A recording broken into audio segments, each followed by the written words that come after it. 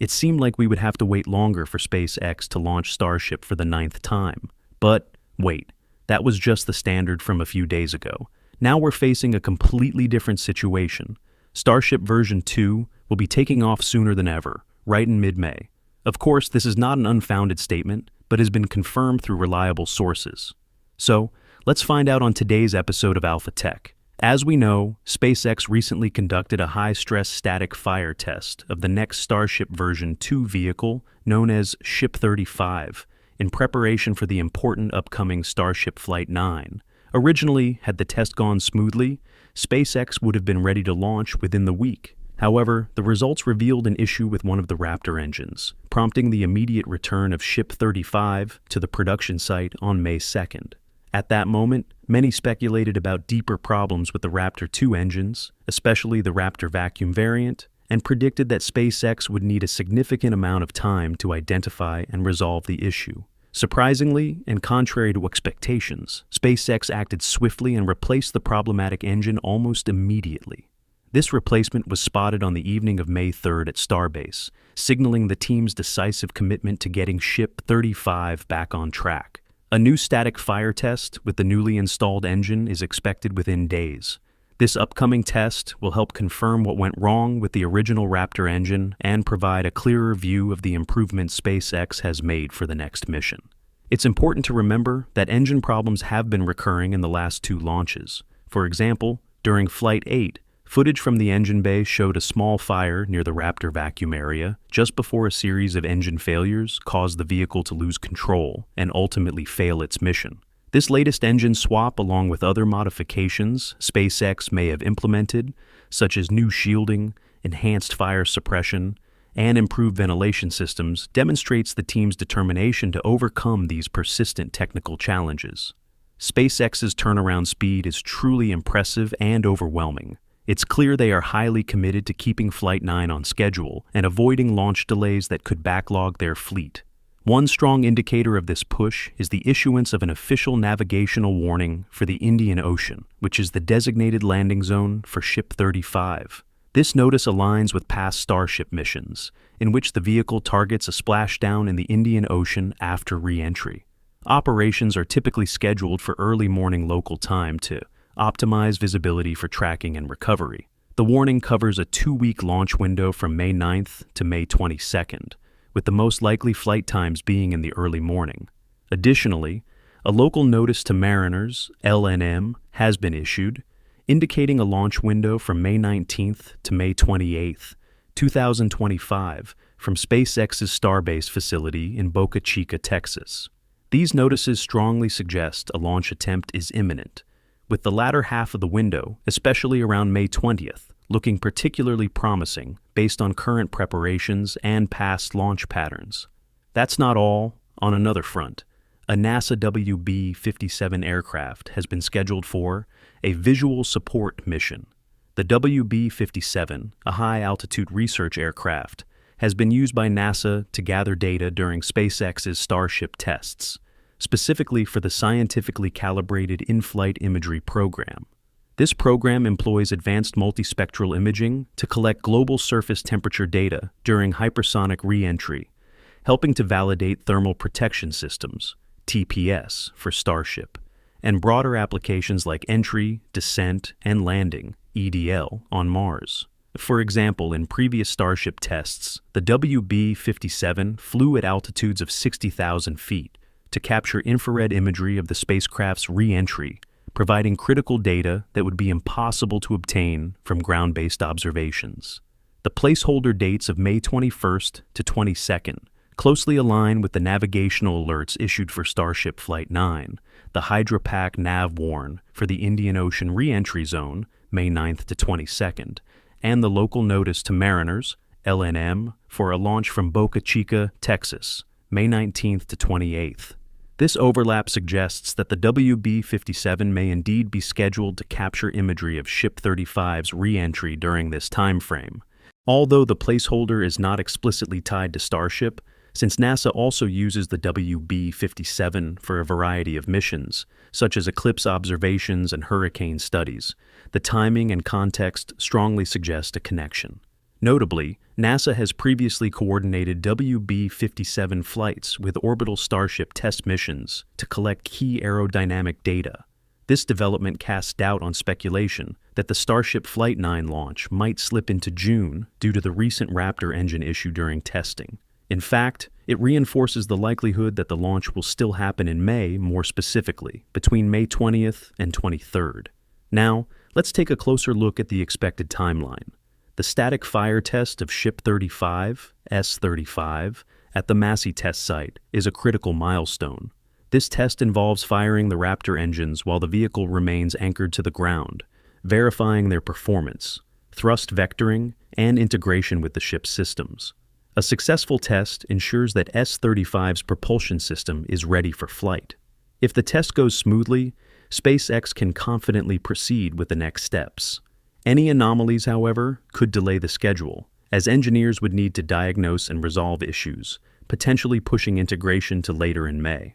Assuming the engine test is successful, S35 will return to the Starbase production site in Boca Chica, Texas, for the integration of critical systems. This phase involves installing the Flight Termination System, FTS, which is a safety mechanism designed to destroy the vehicle in case of an off-nominal trajectory during flight. Additionally, the payload, whether it's a test article, a dummy mass, or an actual satellite, will be integrated. This step is crucial for ensuring the vehicle is fully equipped for its mission. The timeline of May 10th to 15th suggests a tight but achievable window, reflecting SpaceX's streamlined processes and the team's ability to work under pressure. Booster 14, the Super Heavy first stage, is on a parallel track. Having completed critical tests in mid-April, including cryogenic proof testing and static fire tests of its 33 Raptor engines, B-14 is nearly ready for its role in the launch. The recent installation of the hot staging ring, which allows the Starship upper stage to separate from the booster during ascent, is a significant milestone. This component was a key innovation introduced in earlier flights to improve stage separation reliability. If B-14 rolls out to the launch pad by May 15th, it aligns perfectly with S-35's integration timeline, setting the stage for stacking the full vehicle. Once both S-35 and B-14 are at the launch site, SpaceX will use the massive Mechazilla launch tower to stack the two stages, forming the full Starship vehicle. This process, while routine for SpaceX at this point, is a feat of engineering precision, given the vehicle's 120-meter height and 5,000-ton mass. Following stacking, the team will conduct a wet dress rehearsal, WDR, where the vehicle is fully fueled and undergoes a simulated countdown, stopping short of engine ignition. The WDR is a critical test of the vehicle's systems, ground support equipment, and launch procedures.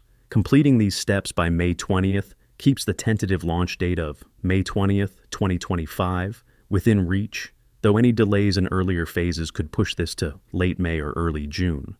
We've all been waiting for over 2 months for the next Starship launch. With each passing day, the excitement only grows. Hopefully, all the effort put in will pay off, and Flight 9 will not only lift off soon, but also successfully carry out its mission to push the program forward. While SpaceX is fully focused on Starship Flight 9, there's been some progress on the hardware for the Artemis II mission, even though both could potentially be scrapped, according to recent announcements.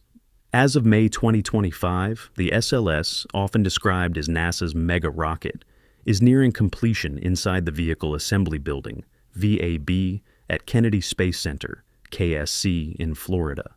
The recent stacking of the Interim Cryogenic Propulsion Stage, ICPS, on May 1, 2025, represents a critical step in preparing the rocket to launch 4 astronauts, NASA's Reed Wiseman, Victor Glover, Christina Koch, and Canadian Space Agency's Jeremy Hansen, on a lunar flyby mission scheduled for early 2026. The SLS is the most powerful rocket NASA has ever built, designed specifically for deep space missions.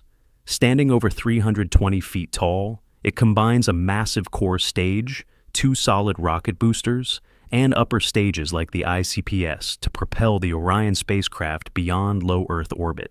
The ICPS, a liquid hydrogen and oxygen-powered stage built by Boeing and United Launch Alliance, plays a pivotal role in Artemis II, After the SLS core stage and boosters lift Orion into Earth orbit, the ICPS takes over, providing the precise thrust needed to send the spacecraft on a translunar injection, TLI.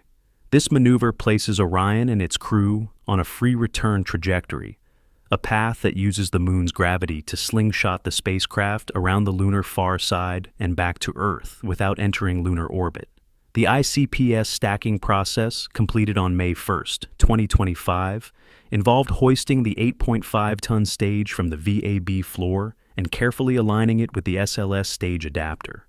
NASA shared images of this operation on X, highlighting the precision and scale of the assembly. The ICPS, which arrived at KSC in April 2025, is identical to the one used in Artemis 1 and will also fly on Artemis 3.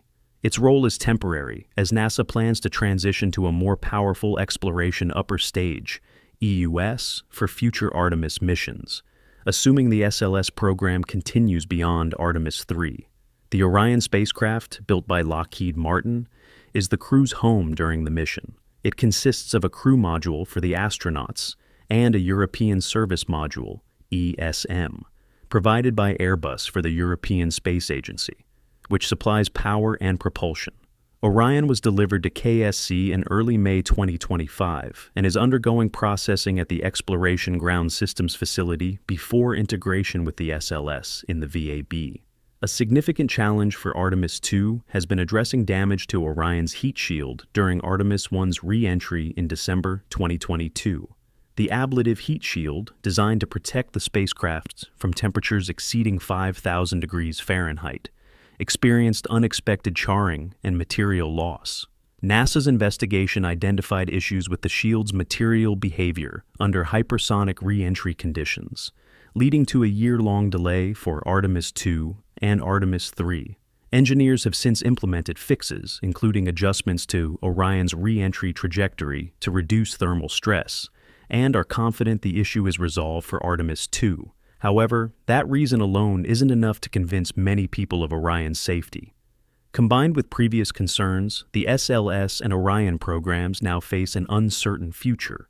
On May 2, 2025, the Trump administration's 2026 budget proposal recommended canceling SLS and Orion after Artemis 3, citing high costs and competition from commercial alternatives like SpaceX's Starship. The SLS, with a pre-launch cost estimated at $2 to $4 billion, has been criticized for its expense compared to reusable rockets. If approved, this cancellation could end SLS flights after 2027, with Artemis 3 potentially being the last mission to use the rocket. NASA, however, continues to emphasize the SLS's unmatched capability for launching heavy payloads to the moon in a single flight. Artemis 3, targeted for 2027, will rely on SpaceX's Starship as a lunar lander to deliver astronauts to the moon's surface, marking the first human lunar landing since Apollo 17 in 1972. The integration of commercial systems like Starship with NASA's SLS and Orion highlights the evolving public-private partnership in space exploration. The exact launch date remains fluid, as NASA balances technical readiness with external factors like weather and range availability. The agency is also monitoring the Artemis 2 cruise training, which includes simulations of Orion operations and contingency scenarios like manual navigation if communication with Earth is lost. SpaceX never stops pushing the boundaries of what's possible. 10 years ago, they stunned the world by landing a Falcon 9 rocket vertically on a drone ship in the ocean. Now, they're aiming even higher with their next-generation rocket, Starship. That's right, SpaceX has an ambitious plan to recover its massive Starship vehicle from the ocean. Well, this isn't a joke. It was even confirmed by the FAA in a public report released to the general public. But how exactly do they plan to do it? What are the potential benefits? And what challenges will they need to overcome to make this a reality? Just yesterday, the FAA, the agency responsible for overseeing rocket launches in U.S. airspace, issued its final Programmatic Environmental Assessment, PEA, for SpaceX's Starship Super Heavy vehicle at the company's Boca Chica launch site in Cameron County, Texas. Alongside several favorable authorizations for Starship launches, the FAA also made it explicitly clear in its report that, For ocean landings, Super Heavy would land on a drone ship or continue to be expended, and Starship could land on a drone ship, floating platform, or be expended. This means that Mechazilla is clearly not the only recovery method SpaceX can opt for. The company will definitely have a sea-based landing platform and none other than a drone ship. Since 2021, when Starship first emerged, Elon Musk and SpaceX have been envisioning bold plans to land the Super Heavy booster and Starship upper stage on an offshore platform in the open ocean. However, for a time, this method seemed less viable due to the arrival of the Mechazilla tower, equipped with its unique chopstick arms capable of catching and landing rockets in a radically different way. But recently, we've seen the idea of ocean landings resurface, especially with the renewed interest in using autonomous drone ships to recover the massive Starship vehicle. When we talk about drone ships, Falcon 9 immediately comes to mind. After years of refinement, SpaceX has performed around 260 landings using this method. Alongside land-based landing zones, these drone ship recoveries have helped SpaceX repeatedly break records in rocket reusability, setting them apart from the rest of the aerospace industry. And now, this technique is being considered for Starship. Let me remind you we're talking about Starship, the largest rocket ever built, potentially landing on an autonomous drone ship at sea in the near future. Like the Falcon 9, Starship will launch, and then the booster will separate from the upper stage. For Falcon 9, the booster typically lands on a drone ship about 8.5 minutes after liftoff. For Starship, the process could take a little longer, roughly 10 minutes or more. After separation, the Super Heavy booster would use its engines and grid fins to steer and decelerate before landing vertically on a drone ship. This approach mirrors Falcon 9's method to a degree, but Starship is designed for full reusability, so the story doesn't end there. After a long mission, whether it's just orbital or all the way to the Moon or Mars, the Starship upper stage would return, re-enter the atmosphere, and then land on a drone ship, just like its booster companion. That would mark a brand new milestone, one more impressive than any feat we've seen before in aerospace history. The option to land Starship on a drone ship brings tremendous potential. First, it increases flexibility. The drone ship can be relocated as needed to recover the Super Heavy or Starship wherever they land, simplifying the management of two-stage operations. Second, ocean landings reduce the risk to people and property, making them safer than land-based methods. However, if this method is implemented, a few important changes will be necessary. The first, and probably what many of you were wondering about, is the landing legs. Current Starship prototypes don't have landing legs, which poses a problem for drone ship landings. Earlier versions of Starship did include landing legs, but they were removed to save mass and better integrate with the launch tower and orbital launch mount, OLM. Personally, I'm a fan of landing legs. I believe they're essential not only for drone ship landings, but also for future lunar or Martian missions. So, is now the right time for landing legs to make a comeback? Or will SpaceX develop a new type of drone ship designed to accommodate a legless Starship? Feel free to share your thoughts in the comments. As for the drone ships, many changes are still uncertain, but they'll almost certainly need major upgrades in durability and size. Unlike Falcon boosters, which max out at around 770 tons of thrust, 1.7 million pounds, the future Super Heavy will exceed 10,000 tons of thrust, 23 million pounds, while the Starship upper stage alone is more than 2,800 tons, nearly 6.3 million pounds. Of course, during landing, only a few engines are used, meaning thrust is much lower, but the scale difference between Starship and Falcon remains massive. This means the new drone ship will have to be significantly stronger and larger to absorb the force and weight of a 150-meter-tall rocket. And let's not forget SpaceX plans to launch a lot, so the drone ship must be capable of handling incredibly high launch frequencies. Despite these challenges, the prospect of landing Starship on a drone ship is incredibly exciting. It could be a game-changer for spaceflight logistics. Whether this concept becomes a reality remains to be seen, but the possibilities are thrilling. Stay tuned. Of course, landing on a drone ship comes with several advantages. First, it offers greater flexibility. A spacecraft can't always return and land at a fixed designated site. In such cases, the mobility of a drone ship allows it to relocate to the optimal recovery location, ready to catch Starship and Super Heavy.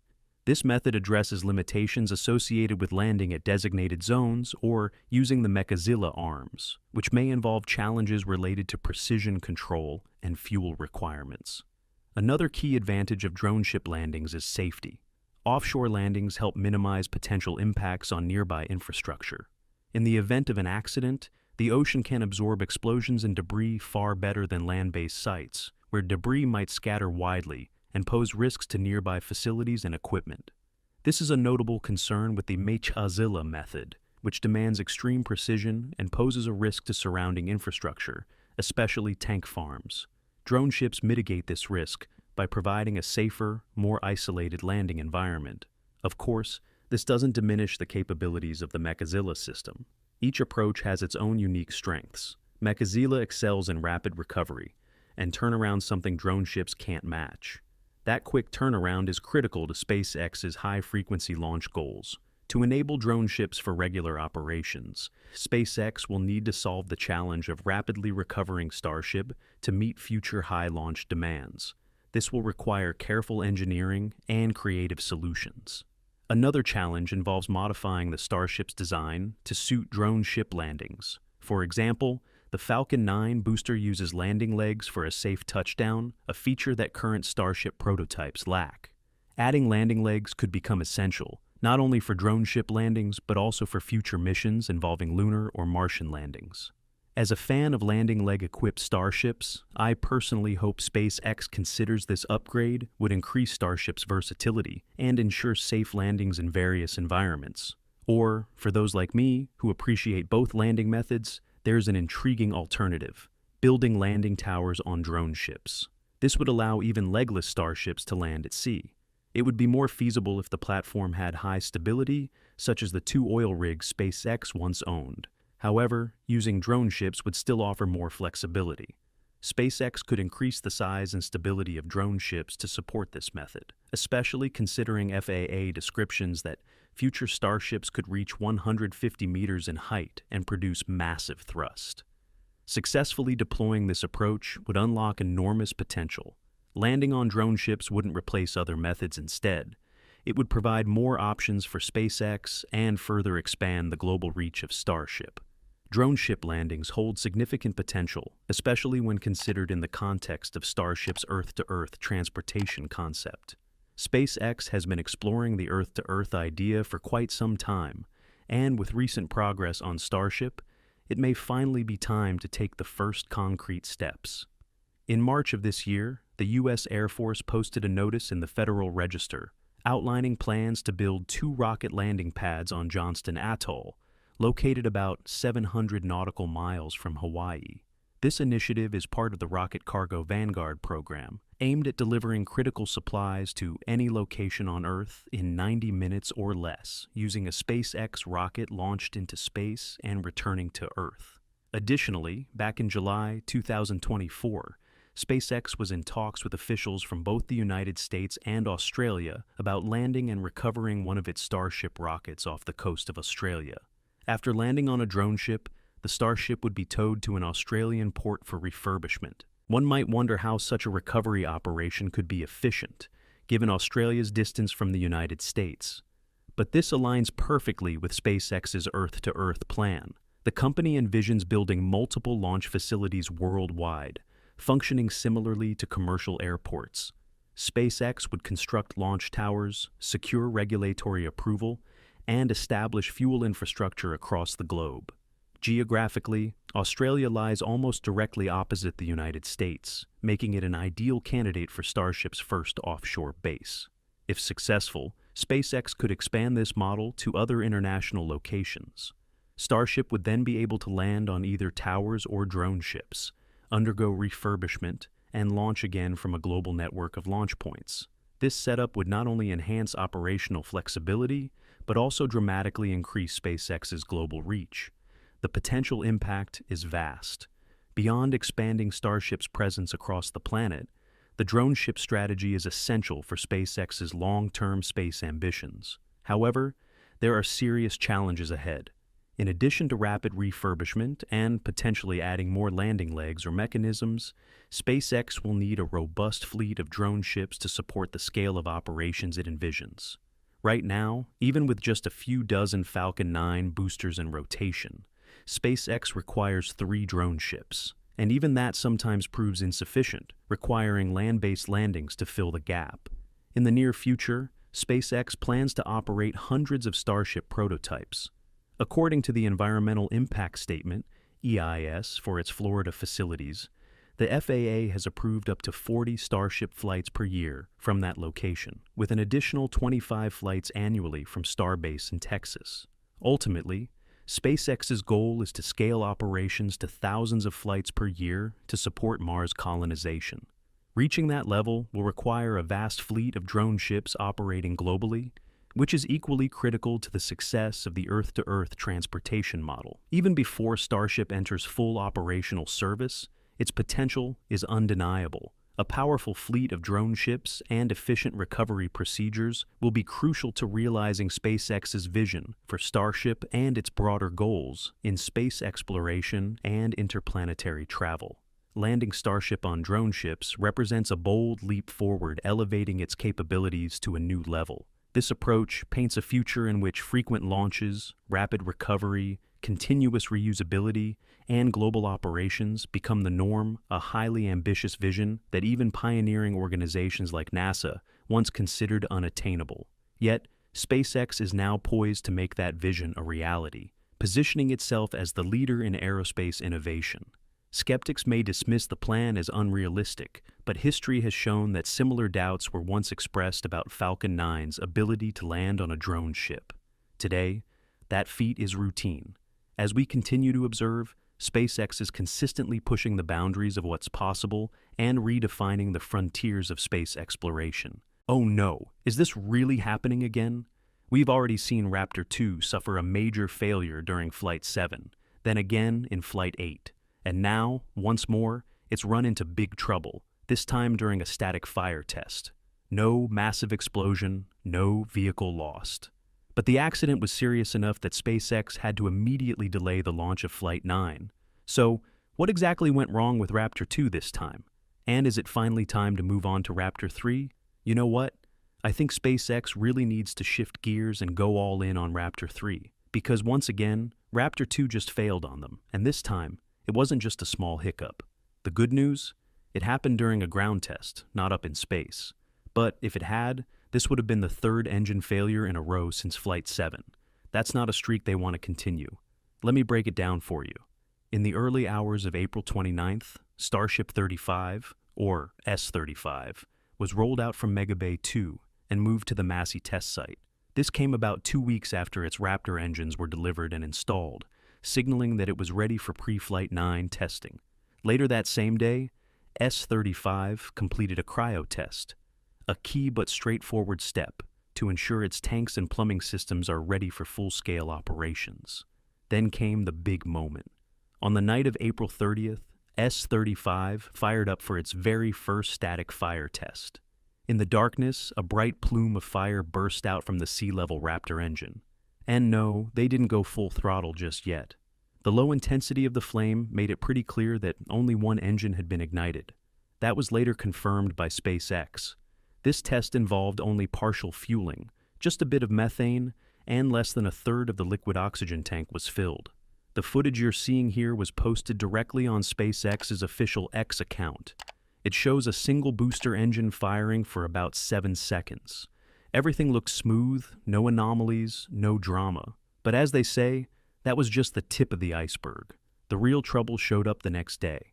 At around 9 p.m. on May 1st, SpaceX kicked off a much bigger test, this time lighting up all 6 engines at once.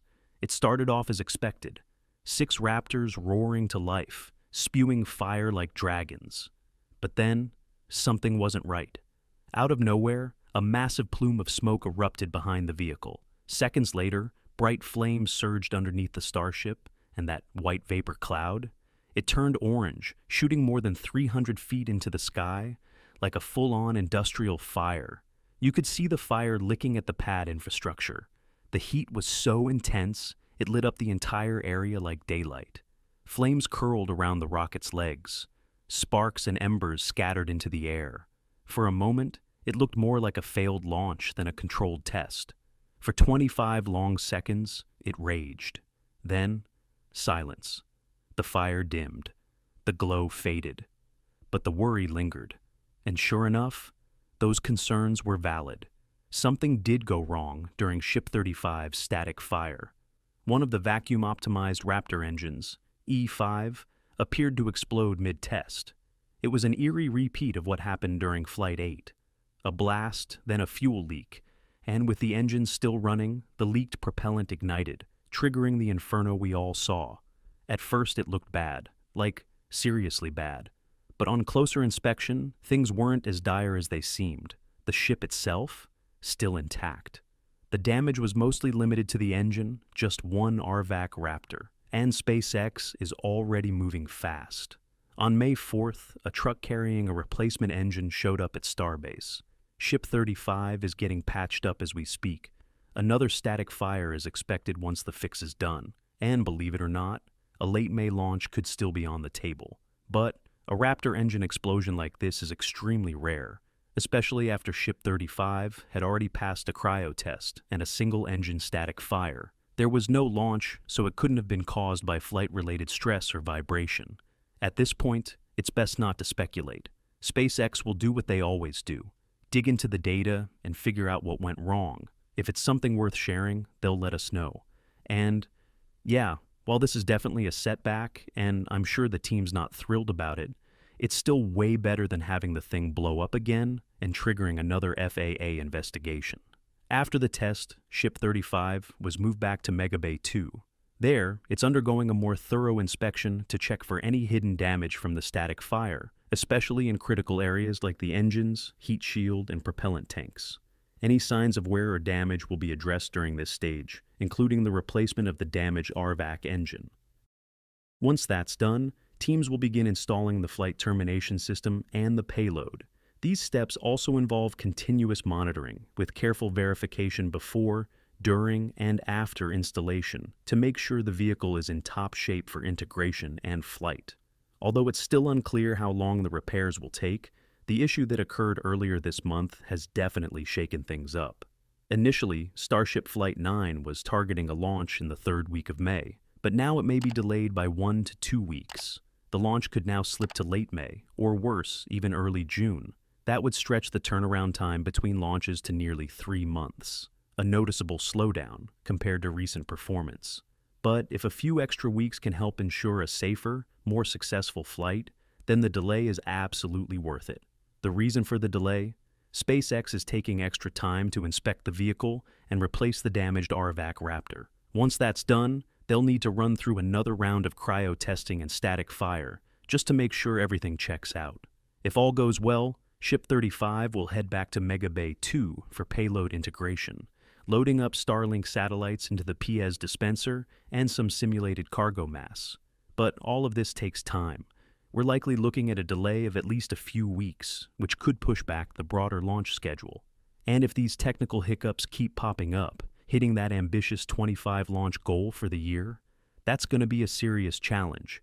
Everyone wants to see progress, but no one wants another failed mission. A clean, successful launch would push SpaceX closer to Starship's long-term goals and show that the upgraded hardware is truly paying off. More than ever, the SpaceX team needs support and patience from the community. Let's hope these issues get sorted out quickly and that we'll still see Flight 9 take to the skies sometime this month. So, what do you think? Will Flight 9 still make it off the ground in May or June? Let me know your guess in the comments. At first glance, everything might seem under control, but the truth is, this incident does take a toll on how people view Starship. It's not just about a failed engine test. It's about what that failure means for the entire development process. The explosion of the Raptor engine, likely caused by a fuel leak, either methane or liquid oxygen, or even a fault in the ignition system, forces SpaceX to take a hard look at some critical parts of the vehicle. This isn't the first time something like this has happened. Back in Flight 7 and 8, we saw similar issues: liquid oxygen leaks, engine bay fires. SpaceX responded with fixes like fire suppression and better venting, but clearly that wasn't enough. This new failure sends a clear message: there's still work to do. SpaceX now has to figure out how to better manage cryogenic fuel, how to make the Raptors tougher, and how to prevent unpredictable ignition issues. It's frustrating, sure, but maybe this will push the team to build something even more reliable, because when it comes to Starship, there's no room for guesswork. Yes, even though SpaceX applies the fail fast, learn fast approach, every failure increases costs due to hardware damage and the time needed to fix things. According to SpaceX, the development of Starship has already cost billions of dollars, and continued failures could drive those costs even higher, especially if key components of the Raptor engine or the vehicle's structure need to be redesigned. But for Elon Musk, it's not about the money, it's all about time. Delays in test flights will slow down progress toward milestones like launching Starlink satellites, transferring fuel in orbit, and landing on the moon for NASA's Artemis program. But this could be both a pressure and an opportunity for SpaceX. On May 2nd, the White House's Office of Management and Budget (OMB) released a top-level budget proposal for fiscal year 2026, signaling big changes for NASA's space exploration goals. The Space Launch System and Orion spacecraft will be phased out after Artemis 3, replaced by lower-cost commercial systems to support more ambitious moon missions. This opens the door for Starship to take the lead for Artemis 4 and Artemis 5.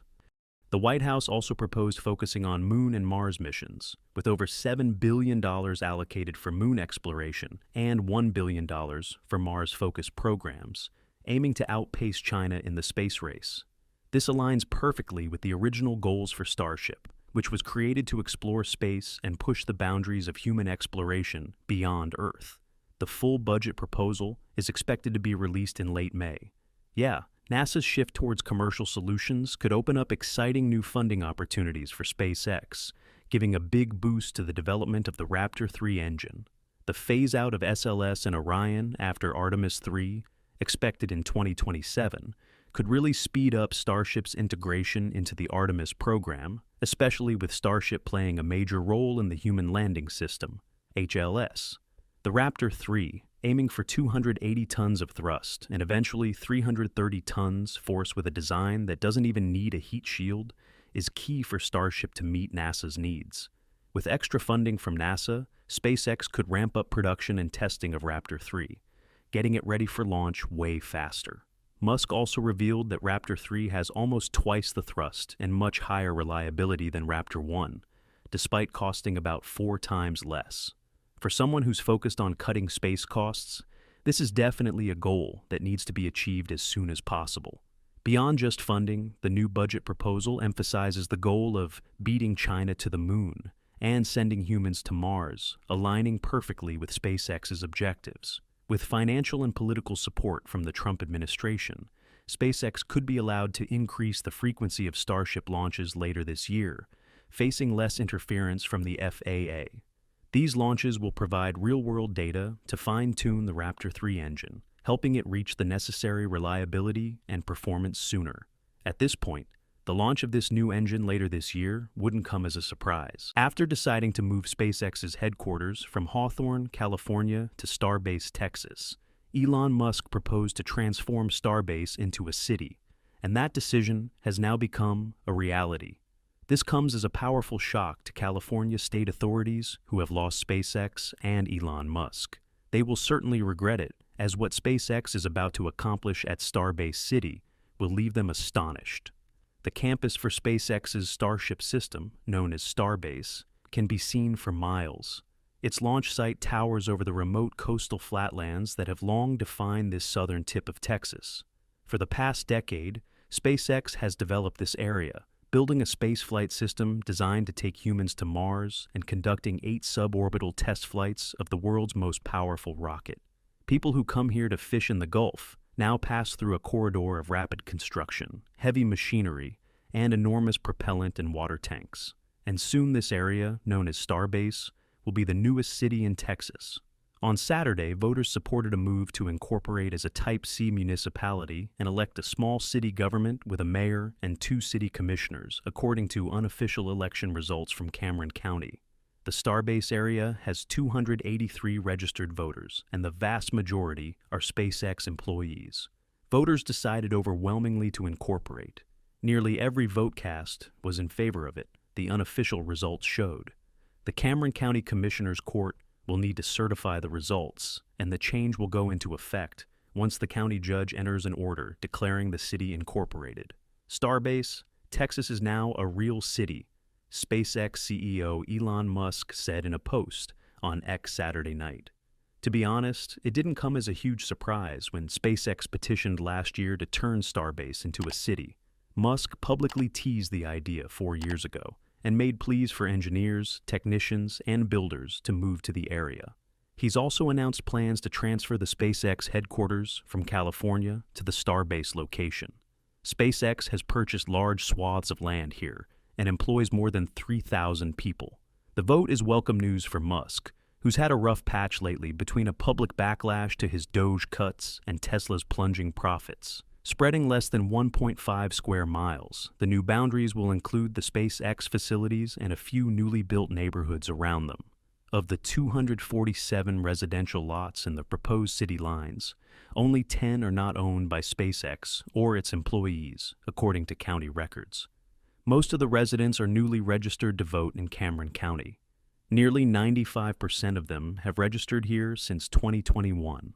Supporters say Starbase will be less of a burden on Cameron County if it can manage some of its own resources, like security and infrastructure. With more autonomy, they say, it can develop in a way that makes it more convenient for employees. I think more people will want to live here because why wouldn't you want to live next to the most amazing thing that's happening on Earth, said Anthony Gomez, one of the few non-SpaceX employees who owns property here and runs a launch viewing business where visitors sign a safety waiver. The transformation of Starbase into a city marks a new level of ambition for SpaceX. This move will give the company broader and more efficient control over its operational area. It also means that Starship tests and launches could proceed more smoothly. In fact, SpaceX is in the process of increasing its annual launch frequency from 5 to 25, though the ability to launch frequently and consistently still depends on approval from the Federal Aviation Administration, FAA. If anyone is concerned about conflicts between SpaceX and environmental groups, that is certainly something that will happen. SpaceX's regular operations continue to be a primary focus of environmental agencies. Critics argue that SpaceX's rocket launches and test activities negatively impact local wildlife, especially in ecologically sensitive areas around the Boca Chica launch site. Environmentalists have pointed out increased light pollution from Starbase operations, which disrupts nocturnal species, and the accumulation of debris from rocket launches, posing risks to both terrestrial and marine ecosystems. These concerns have fueled ongoing debates about balancing technological progress with environmental stewardship, with advocacy groups calling for stricter oversight of SpaceX's activities. In 2024, SpaceX faced regulatory repercussions when the U.S. Environmental Protection Agency, EPA, and the Texas Commission on Environmental Quality, TCEQ, imposed fines totaling nearly $150,000, approximately 113,000 pounds, for violations related to wastewater discharge. The penalties stemmed from non-compliance with environmental regulations, specifically improper handling of industrial wastewater at the Starbase facility.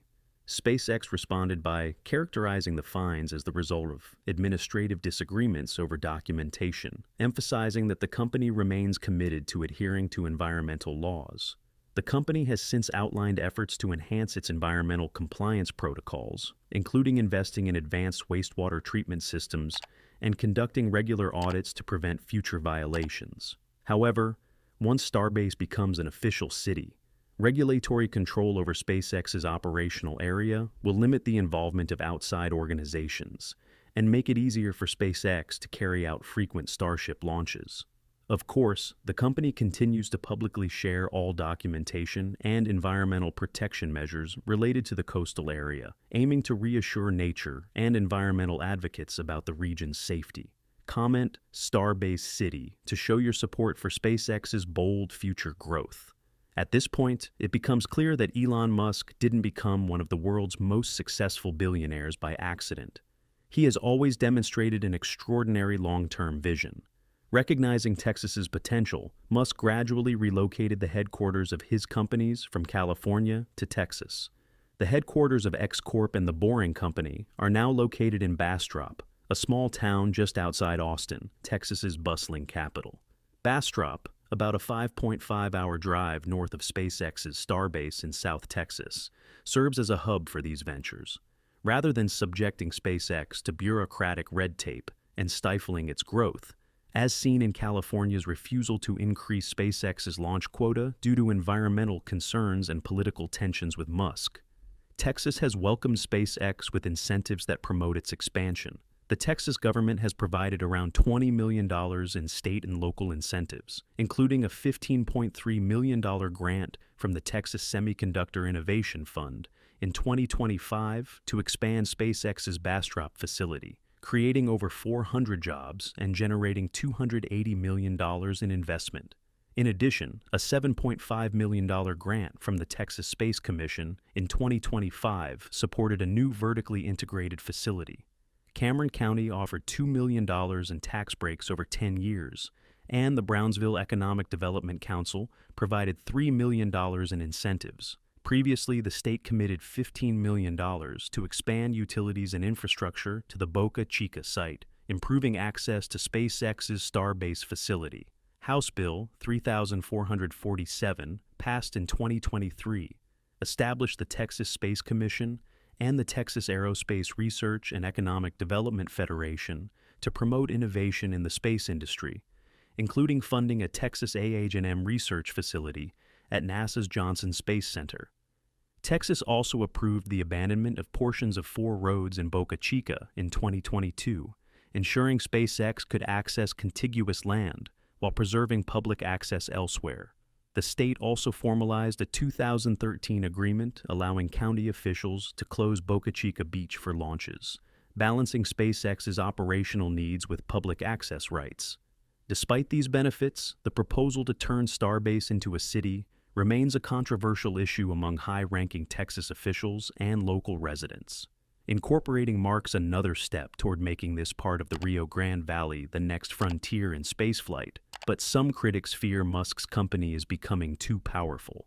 On top of existing environmental concerns about disruptive sonic booms and debris, they worry that by becoming its own city, SpaceX will have more autonomy to skirt regulations and exert greater control over access to the beloved Boca Chica Beach. The highest-ranking official in Cameron County, Judge Eddie Trevino Jr., opposed the state bill that would allow Starbase to control closures in the area. Residents like Madrino say they understand what SpaceX is trying to do, but they hope it doesn't limit their own freedoms. Madrino, 65, represents the stark juxtaposition between tradition and innovation here in this remote part of South Texas. He calls himself old school and uses a flip phone, laughing at the irony of his low-tech technology, while he takes on a global behemoth like SpaceX. Medrano took on a drive through the narrow access point to the beach that's now become a construction zone. He then drove another 3 miles on sand to reach the U.S.-Mexico border, where the Rio Grande meets the Gulf. He's spent much of his life fishing here with his friends and family, a tradition he doesn't want to see come to an end. Just because SpaceX is in, that doesn't mean that Boca Chica Beach is out, he said. Cameron County already closes the highway leading to the beach on launch days, and it issues road delays on non-launch days when SpaceX runs tests or transports equipment. Residents can sign up for texts from the county to learn when the road is closed or delayed. Access to Gulf Coast beaches is a constitutional right in Texas. In a brazen effort to support SpaceX, lawmakers in the Texas state legislature tried to change that this spring, proposing a bill that gives the future mayor of Starbase, instead of the county, authority to control access to the beach on weekdays. Trevino, the county judge, has been actively lobbying against the effort, and while it passed in the state Senate last month, it failed to advance this week from a House committee. Trevino called it a pleasant surprise that the measure died, but he worries it could come up again. Trevino recognizes that he and others will have disagreements with SpaceX, but he ultimately views the company's growing presence as a step forward for his county and its economy. Cape Canaveral was a sleepy little community back in the early 60s when it was selected to be the launching site for the Apollo missions, he said. We hope this continues to be a win-win. The number of jobs, the pay, the attention, the development, the energy, the excitement has been a net positive. It's a great company, but are they respecting the public interest? Jared Hakama, the city manager of nearby Port Isabel and the head of the Democratic Party in Cameron County, said he also appreciates the economic boon from SpaceX, but he suspects the attempt to turn Starbase into a city is also a ploy to avoid certain regulations, given Musk's history as a critic of government oversight. The question always comes back to, are you using public power to benefit a private interest, said Jared Hakama, the city manager of nearby Port Isabel and chair of the Cameron County Democratic Party. Nobody is against progress, he added. It's a great company, great innovation. There's a lot of good people working there. They do a good job. But are they respecting the public interest in everything they do? For Anthony Gomez, the non-SpaceX employee who has property in the proposed city, the move is another exciting step for the trajectory of SpaceX. He believes this will help ease the burden on the county and cast his ballot during early voting. They're moving at an incredible pace, more so than Cameron County can keep up with, said Gomez, who is originally from Miami. Gomez runs Rocket Ranch, a glamping spot along the Rio Grande that hosts SpaceX enthusiasts. Farther down the river, in the proposed city grounds, Gomez has a viewing outpost where for $150 apiece, up to 300 people can watch Starship launches from only 3.7 miles away. He's closely tied to the SpaceX community and feels the company is misunderstood and overshadowed by politics. You're looking at the apex of all of human technology and all the achievements. What if I told you Starship's shiny ceramic heat shield is already outdated? Yeah, SpaceX has recently installed metal heat shield tiles on the Starship as part of an experiment. This technology is expected to be 3 times more durable than ceramic tiles, which is crucial for SpaceX to fully perfect the reusability of their beast. So, what exactly is this groundbreaking approach? It seems Elon Musk is a man who's always focused on cost optimization, and maybe that's part of why he's so successful. From the very beginning of SpaceX, his goal was clear: to build reusable rockets and bring down launch costs as much as possible. Back then, space launches were expensive, and reusability was a bold idea. But for a rocket like Starship to be reused, it has to survive the intense heat and stress of re-entry and landing without major damage. Just like meteors. On average, about 12 space rocks weighing at least 2 pounds crash into Earth every day. But most of them burn up in the atmosphere long before they ever reach the ground, leaving behind nothing more than a quick, bright streak in the night sky. But sometimes, a much larger one makes it through. A famous example is from 2013, when a meteor, about 60 feet wide and weighing around 11,000 tons, flew over Chelyabinsk, Russia. After all, they still break apart from the heat, losing much of their massive size on the way down. But the story would be very different if they were equipped with Starship's heat shields. Starship features one of the most advanced heat shield systems ever developed, built to protect the vehicle during its blazing return through Earth's atmosphere and make full reusability possible. Its underside is covered with about 18,500 ceramic tiles, many shaped in a standard hexagonal pattern. Each heat shield tile on Starship is built to survive. Rated for temperatures near 3,000 Fahrenheit, they are designed to handle not just the searing heat of re-entry, but also the violent shaking that comes with it. And they do it mission after mission. Unlike the ablative shields on Crew Dragon, which burn away to carry heat off, these tiles are made to be reused. They're mounted directly onto Starship's 304L stainless steel body, a smart move. While most spacecraft use aluminum or composite materials, stainless steel brings its own advantages. It can take up to 1,500 degrees Fahrenheit on its own, it's easier to repair, and it helps lower maintenance costs. Together, the steel and tiles form a tough, reliable shield, built for the brutal ride back to Earth. This technology takes inspiration from NASA's Space Shuttle, which also used a tiling approach to handle the extreme heat of re-entry. The shuttle featured black tiles made mostly from high-purity silica or quartz fibers derived from sand. Re-entry temperatures can reach glowing, white-hot levels, so the shielding materials must resist melting and have very low thermal conductivity. Some people wonder why the heat shield tiles aren't painted white to make the ship look better, but their black color isn't just for looks. It's the result of their chemical makeup and how they're made. According to the laws of thermal radiation, black surfaces absorb and emit heat more efficiently than lighter colors.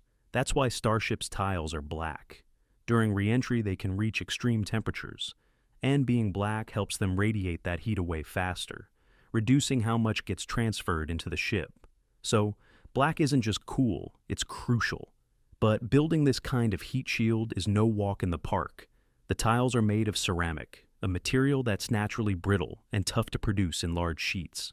That's why, just like the space shuttle, Starship goes with smaller individual tiles instead of one giant piece.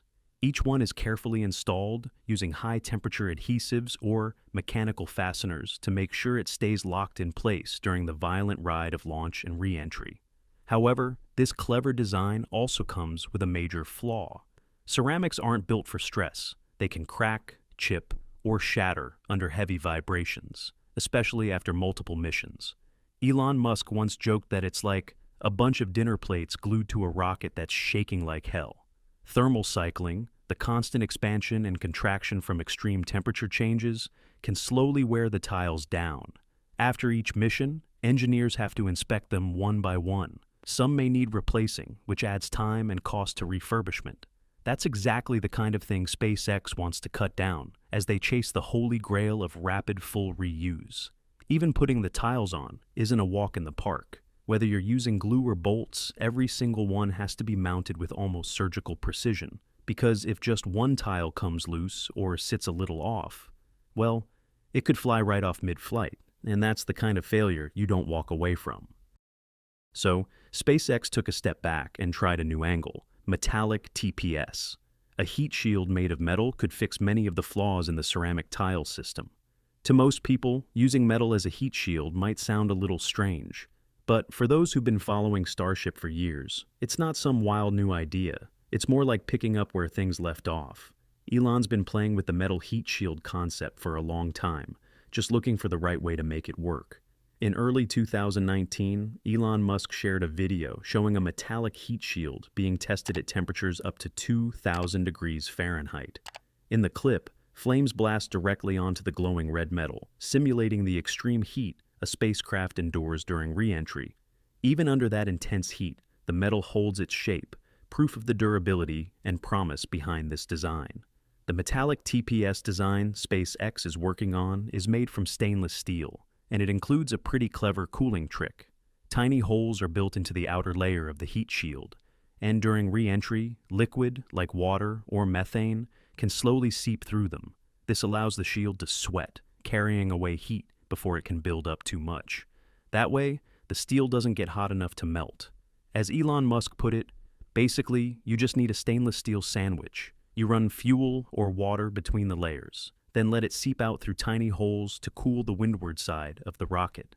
Now, this kind of cooling isn't a brand new idea. It's called film cooling, and rocket engineers have been using it for years, mainly inside rocket engines. The idea is to spray a thin layer of cool liquid between the super-hot exhaust gases and the engine walls. It acts like a thermal blanket, protecting the engine from burning up.